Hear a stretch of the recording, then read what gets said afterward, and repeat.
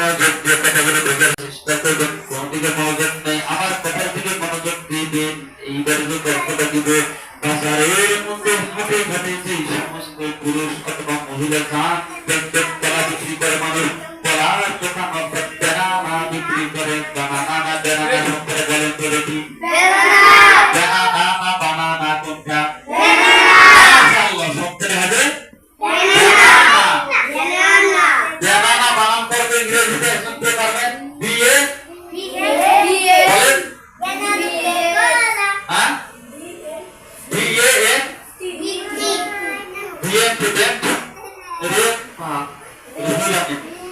বিয়ে N A N নাকি ভাই বেনানা বেনানা বেনানা বানান করবে ইংরেজিতে কেমন হবে? লাস্ট এন হবো বিয়ে বিয়ে এন ডাবল ডাবল আমাদের মাস্টার বিয়ে এন বেনানা মানে কি? বেনানা মানে কি বলেন তো? কলার ইংরেজি কি? মাশাআল্লাহ। এই বেনানাটা দেখছেন বাজার হাটের মধ্যে বিক্রি হয়, পরিষ্কার তরকারি একটা গভীর মনোমুগ্ধ শ্রবণ করবেন।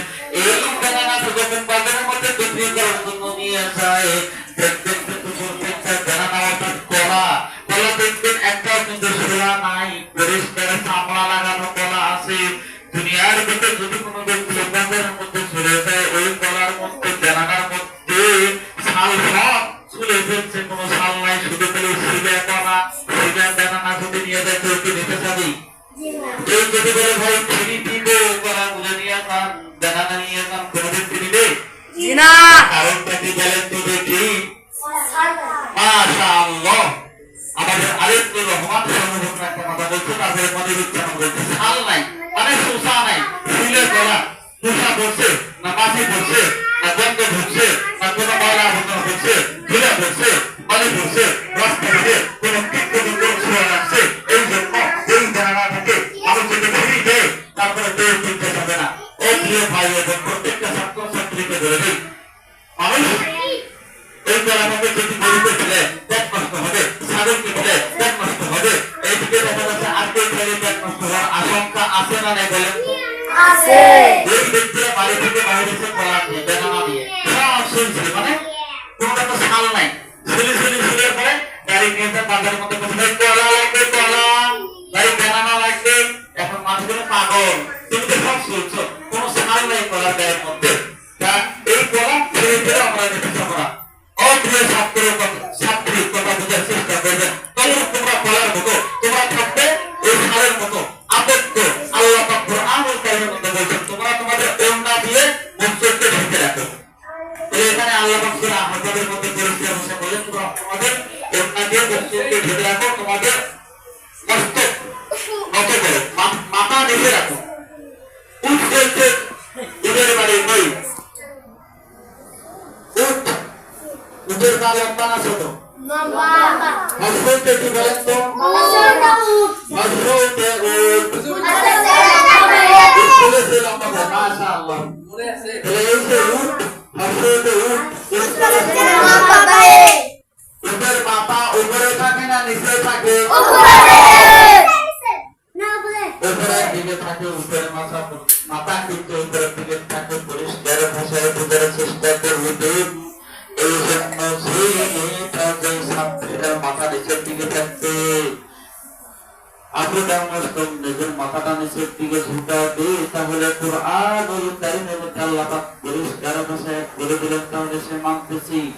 আর নিজের ওড়না দিয়া এইদিকে পিঠ এইদিকে প্রত্যেকটা মুখ অঙ্গ ভূতঙ্গ ঢেকে রাখতে। তাহলে এখনকার যুগে আপডেট অর্থাৎ বোরকা বাহির হয়েছে, ডিজিটাল যুগ, হাত মুছে পাও মুছে সব ক্লিয়ার। কথা বুঝে ভাই? এই জন্য চেষ্টা করবে ওই যে আসেন বেনানা মানে কলা, এই ছেলা কলার যেমন দাম নাই, যে মেয়েটা পর্দা করো না, বোরকা গায়ে দেয় না, হাত মোজা নাই, তার চাল চলনের সমস্যা আছে, উদ্ভট আকারের ইটের মতো তার দৃষ্টি উপরের দিকে থাকে, এই মেয়েটাকে বিবাহ শাদী করার সময় 1, 2, 3, 5 লক্ষ টাকা 6 লক্ষ টাকা শুধু তাই নয় 10 লক্ষ পর্যন্ত টাকা মানুষ যৌতুক পর্যন্ত নিতে বাধ্য হয়। কথা বলেন ঠিক কিনা?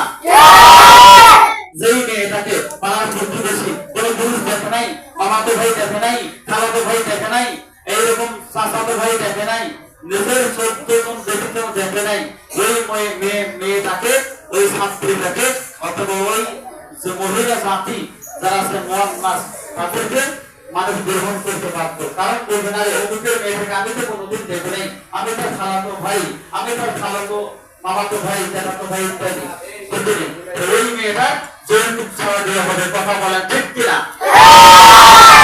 আপনি বোঝার চেষ্টা করেন। বাজারের মধ্যে বেনানা নিয়ে যাবেন, ঝুলে নিয়ে যাবেন, না দুটাই ছাল সহ নিয়ে যাবেন?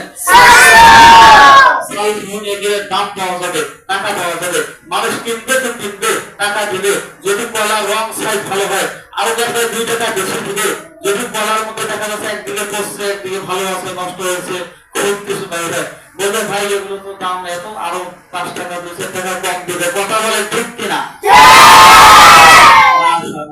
আমি পরিষ্কার হইতে বাস্তব কয়েকটা কথা বলছি, সবাই জানা মানা বুঝে আমল করার চেষ্টা করবেন ইনশাআল্লাহ।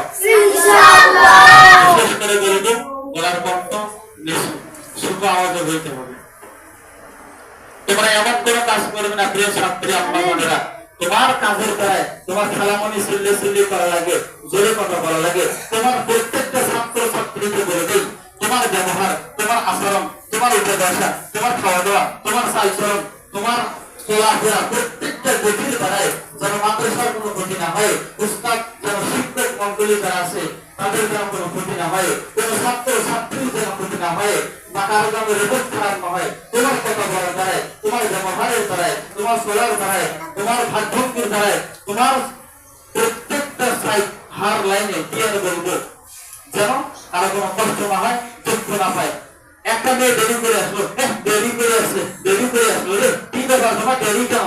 এই মেয়ে তোমাকে তো অনুমতি দেওয়া হয় নাই যে তুমি ধরো। তোমার খালামনি আছে, সে ধরবে, সে বলবে আম্মু বা মা এদিকে আসো তো, তোমার দেরি কেন হইল, কি সমস্যা? একটা কথা বোঝার চেষ্টা করেন। মুখের ভাষায়, এই মানুষের ভাষায় কান্না, এই ভাষায় গালি, এই ভাষায় রাগ, এই ভাষায় মারপিট, কথা বলে ঠিক কিনা? মুখ কয়টা মানুষের বলেন তো দেখি?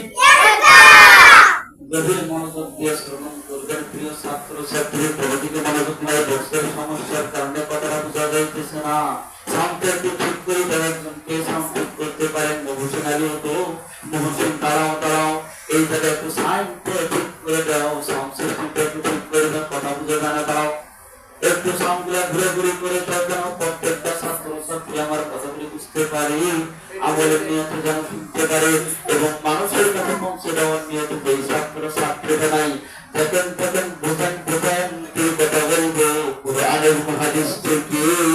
এই কথাগুলি যদি কেউ মানতে পারে তাহলে আল্লাহ পাক রব্বুল আলামিন আশা করাবে ওই ব্যক্তিটা, ওই ছাত্র ছাত্রীটাকে জান্নাতের মধ্যে প্রবেশ করাবে। সুবহানাল্লাহ। চেষ্টা করেন। এইবার যে কথাটা বলবো, কিছুক্ষণ আগে যেটা বলতে চাইলাম, এই বেনানা মানে বেলার মতো হওয়া যাবে না। এইবার আসে যার গার্ডিয়ান আসছে ছেড়ে দাও, যার গার্ডিয়ান আসলে উঠা যাবে না। আজকে যখন যে ছাত্রটা মাদ্রাসায় আসছে, যে ছাত্রটা চলে আসছে, তাদের ভাগ্যটা কত ভালো, কত কিছু শুনতে পাইতেছে, জানতে পাইতেছে।